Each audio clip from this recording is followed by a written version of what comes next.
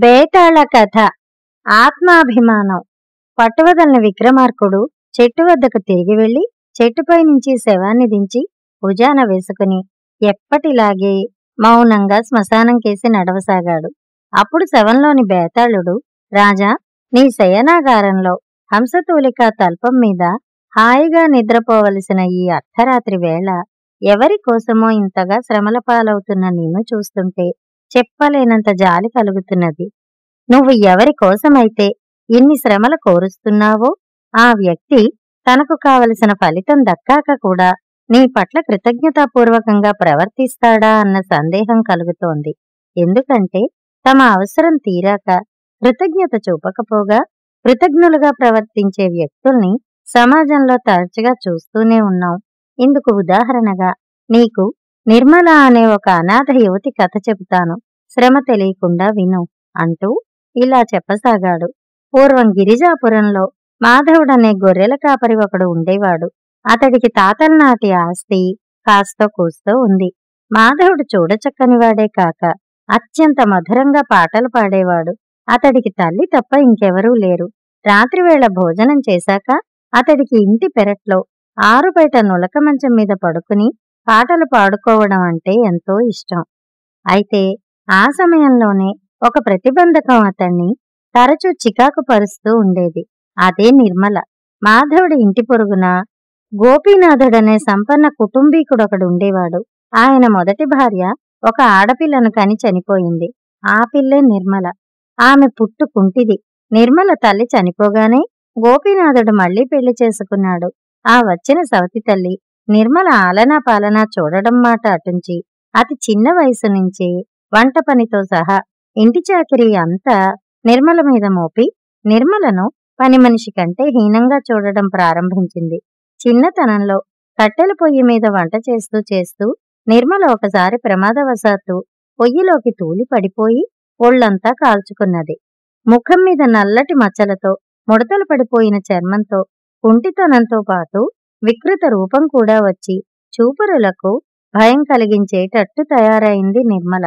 నిర్మల రోజల్లా గొడ్డు చాకిరీ చేసి రాత్రి బాగా పొద్దుపోయిన తర్వాత గొడ్లపాక దగ్గరగా నులక మంచం వేసుకుని పడుకునేది. ఆ సమయంలో ఆమె అప్పుడప్పుడు వెక్కి వెక్కి ఏడుస్తుండేది. ఆ ఏడుపు దాపులో ఉన్న గోడ పక్కనే పడుకుని ఉండే మాధవుడి చెవులకు కర్ణ కఠోరంగా ఉండేది. కమ్మగా సాగిపోతున్న తన గాన మాధురిలో నిర్మల ఏడుపు అపశృతి అనిపించేదతడికి. ఇక అతడి పాట ముందుకు సాగేది కాదు. నిర్మల మాధవులిద్దరి జీవితాలు ఆ విధంగా గడిచిపోతుండగా ఒకనాడు మాధవుడు అడవిలో గొర్రెల్ని మేపుకుంటూ ఎన్నడూ వెళ్లనంత దూరం వెళ్ళాడు. అక్కడ అతడు ఒక సెలయేటి దాపులా గొర్రెలను మేతకు వదిలి తనొక చెట్టు కింద చతికిలబడ్డాడు. ఆ ప్రదేశపు రామణీయకత చూడగానే మాధవుడిలో ఆవేశం ఒక్కసారిగా పొంగులు వారింది. అతడు తన్మయత్వంతో ఒళ్ళు మరిచి గొంతెత్తి పాడసాగాడు. అలా అతడి పాట చాలాసేపు సాగింది. చివరకు మాధవుడు కళ్ళు తెరిచి చూసేసరికి ఎదురుగా ఒక మునీశ్వరుడు కూర్చుని అతడి పాటను ఆనందంగా వింటూ కనిపించాడు. మాధవుడు చప్పున లేచి నిలబడి ఆయనకు భక్తితో నమస్కరించాడు. ముని చిరునవ్వు నవ్వి అతన్ని ఆశీర్వదించి, నాయనా, మనశ్శాంతి లేక కొన్ని వారాలుగా బాధపడుతున్న నన్ను నీ పాట ఎంతో సేద తీర్చింది. నీ మనసులో ఏదైనా కోరిక ఉంటే చెప్పు, నాకు సాధ్యమైనంతలో తీరుస్తాను అన్నాడు. ముని మాటలకు మాధవుడు పెద్దగా నిట్టూర్చి, స్వామి, పగలంతా కష్టపడి పనిచేసి రాత్రులు హాయిగా మనసారా గొంతెత్తి పాడుకోవడం మినహా నాకు వేరే కోరిక ఏమీ లేదు. నాకున్న ఆ ఒక్క చిన్న కోరిక తీర్చుకోవటం కూడా గగనమైపోతోంది అన్నాడు. ముని ఆశ్చర్యపోయి ఎందువల్ల అని ప్రశ్నించాడు.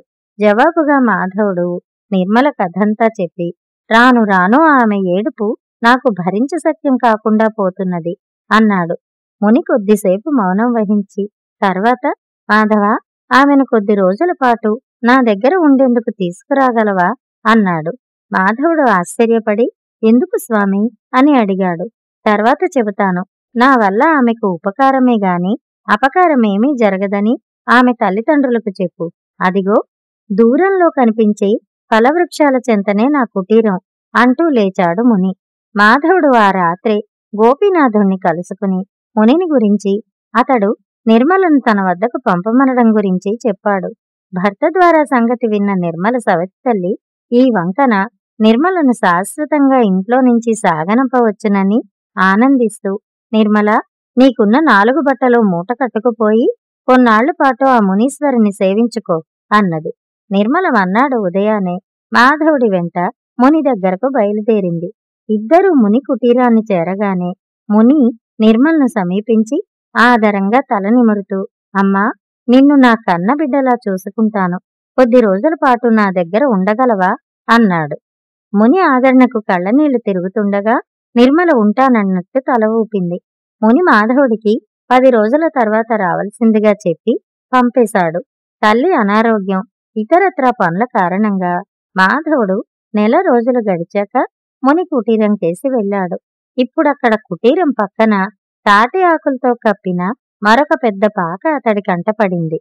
దాని ముందు 10 మంది స్త్రీ పురుషులు కూర్చుని వెదురుతో బుట్టలు, రకరకాల బొమ్మలు తయారు చేస్తున్నారు. వాళ్ళందరూ ఏదో ఒక అంగవైకల్యం ఉన్నవాళ్లే. మాధవుడు ఆశ్చర్యపడుతూ అక్కడ ఉన్నవాళ్లల్లో ఒక యువకుణ్ణి ముని కుటీరంలో ఉన్నారా అని అడిగాడు. వాడు తాను మూగ, చెవిటి వాణ్ణని కాస్త గట్టిగా మాట్లాడమని సైగ చేశాడు.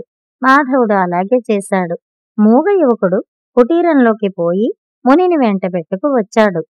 మాధవుడు మున్ని, స్వామి, ఇదంతా ఏమిటి? తమ తపస్సు ఏమైంది? నిర్మల ఆరోగ్యంగా ఉందా అని అడిగాడు. ముని నవ్వుతూ, అదంతా చెప్పే ముందు నన్ను గురించి నీకు కొంత చెప్పాలి అంటూ తానొక రాతి బండ మీద కూర్చుని ఎదురుగా ఉన్న మరొక రాతి బండను మాధవుడికి చూపించాడు. తర్వాత ఆయన మాధవుడితో ఇలా చెప్పాడు. నా పేరు జీవానందుడు. నేను కూడా చిన్నతనంలో నిర్మల్లాగా సవత్తల్లి చేతిలో నరకబాధలు పడ్డవాణ్ణి. ఒకసారి ఆమె కోపం కొద్దీ గరిటె కాల్చి నా శరీరం మీద వాతలు పెట్టింది. అప్పుడు నా వయసు 7-8 ఏళ్లు. బాధ భరించలేక ఈ అడవిలోకి పారిపోయి వచ్చాను. అప్పుడు ఈ కుటీరంలో పరమానందుడనే సాధువు తపస్సు చేసుకుంటుండేవాడు. ఆయన నా ఒంటి మీద వాతలు చూసి కారణం అడిగాడు. నేను జరిగిందంతా చెప్పాను. ఆయన ఏవో ఆకుపసర్లు తెచ్చి నా గాయాలకు పూశాడు. వారం రోజుల్లో గాయాలన్నీ మానిపోయినాయి. ఆనాటి నుంచి ఆయన మరణించేదాకా ఆయనకు నా చేతనైన సేవలు చేస్తూ ఇక్కడే ఉండిపోయాను. ఆయన దగ్గర శాస్త్ర విద్య అభ్యసించాను. మన చుట్టూ ఉన్న ప్రకృతిలో లభ్యమయ్యే అనేక రకాల ఔషధులతో వైద్యం చేయటం నేర్చుకున్నాను. ఆయన తనకు తెలిసిన సమస్తము నాకు నేర్పి నాకు జీవానందుడన్న పేరు పెట్టి తన కుటీరాన్ని నాకు అప్పగించి కన్ను మూశాడు. ఆయన పోయిన తర్వాత నేను ఇక్కడే తపస్సు చేసుకుంటూ కాలం గడుపుతున్నాను. ఈ పరిస్థితుల్లో నువ్వు మృదుమధురంగా పాడుతూ నాకు కనిపించావు. తర్వాత నిర్మల వచ్చింది. ఆమె కాలిన చర్మాన్ని, ఆమె కుంటితనాన్ని వైద్యం చేసి చాలా వరకు బాగుపరిచాను. ఈ మధ్య ఒక రోజున ఆ మూగవాడు సెలయేటి ఒడ్డున స్పృహ తప్పిపోయి నిర్మలకు కనిపించాడు. నీళ్ల కోసం సెలయేటికి వెళ్లిన నిర్మల అతన్ని వెంట పెట్టుకు వచ్చింది. వెదురు ఇస్తే చాలు, అతడు చెయ్యలేని వస్తువంటూ లేదు. ఆ తర్వాత మరికొందరు వికలాంగులు ఇక్కడికి వచ్చారు. అందరికీ చికిత్స చేస్తున్నాను. నిర్మల ఇప్పుడు పూర్తిగా స్వస్థురాలు. ఆమె ఏ క్షణాన ఇంటికి తిరిగి వెళ్లదలుచుకున్నా వెళ్లవచ్చు. వెళ్లదలుచుకోని పక్షంలో ఇక్కడే ఉండవచ్చు. ముని చెప్పిందంతా ఆశ్చర్యపోతూ విన్న మాధవుడు ఏదో ప్రశ్నించబోయేంతలో నిర్మల సెలయేటి నుంచి నీళ్లకుండతో అక్కడికి వచ్చింది.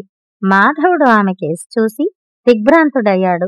ఆమె శరీరం మీద కాలిన గుర్తులు ఏమాత్రం లేకపోగా ఆమె శరీర ఛాయ పసిమి వన్నెతో మెరిసిపోతున్నది. ఆమె కళ్లల్లో పూర్వపు బేలతనము, భీతి స్థానంలో ప్రశాంతత చోటు చేసుకున్నది. ఒక్క మాటలో ఆమె మరొక జన్మ ఎత్తిన దానిలా ఉంది. మాధవుణ్ణి చూసిన నిర్మల చప్పున నీళ్లకుండ దింపి మాధవుడికి కృతజ్ఞతాపూర్వకంగా నమస్కరించింది. మాధవుడికి ఇక మునితో గాని ఆమెతో గాని ఏం మాట్లాడాలో తోచలేదు. అతడు వాళ్ల వద్ద సెలవు తీసుకుని ఇంటికి తిరిగి వచ్చాడు. ఆ రాత్రి మాధవుడికి కన్ను మూసినా తెరిచినా నిర్మలే కనిపించసాగింది. మర్నాడు తెల్లవారుతూనే అతడు జీవానందుణ్ణి కలుసుకుని, స్వామి, రాత్రంతా నేను నిర్మల గురించే ఆలోచించాను.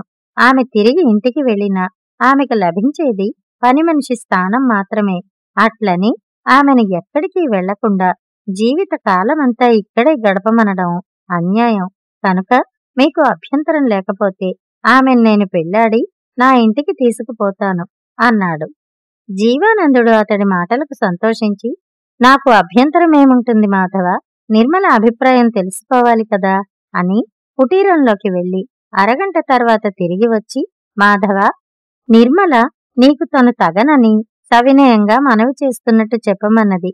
ఆమె నువ్వు మొదట చూసిన మూగ యువకుణ్ణి పెళ్లి చేసుకోబోతున్నది అంటూ తన పక్కనే అరటి ఆకులో చుట్టి వించిన వేణువునొకదాని తీసి మాధవుడికి ఇస్తూ, దీన్ని నిర్మలకు కాబోయే భర్త తయారు చేశాడు. వాళ్ళిద్దరూ దీన్ని నీకు తమ కానుకగా ఇవ్వమన్నారు అన్నాడు. జీవానందుడి మాటలు విన్న మాధవుడు హతాశుడై చేసేదేమీ లేక మౌనంగా ఇంటికి తిరిగి వెళ్ళాడు. బేతాళుడు ఈ కథ చెప్పి, రాజా, తనకెంతగానో సాయపడిన మాధవుణ్ణి కాదని నిర్మల ఒక మూగవాణ్ణి పెళ్లాడగోరడం కృతజ్ఞత కాదా? ఆమె ఎందుకలా ప్రవర్తించింది? ఈ సందేహాలకు సమాధానం తెలిసి కూడా చెప్పకపోయావో నీ తల పగిలిపోతుంది అన్నాడు. దానికి విక్రమార్కుడు, మాధవుడు నిర్మల విషయంలో మొదటి నుంచి స్వార్థంగానే ప్రవర్తించాడు.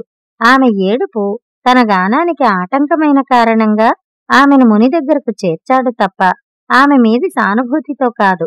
వికృతాకారిగా ఉండగా ఆమె గురించి తనకేమీ పట్టనట్టు ప్రవర్తించిన వ్యక్తి రూపు మారగానే వచ్చి పెళ్లాడతానంటే ఆత్మాభిమానం గల ఏ ఆడపిల్ల అంగీకరించదు.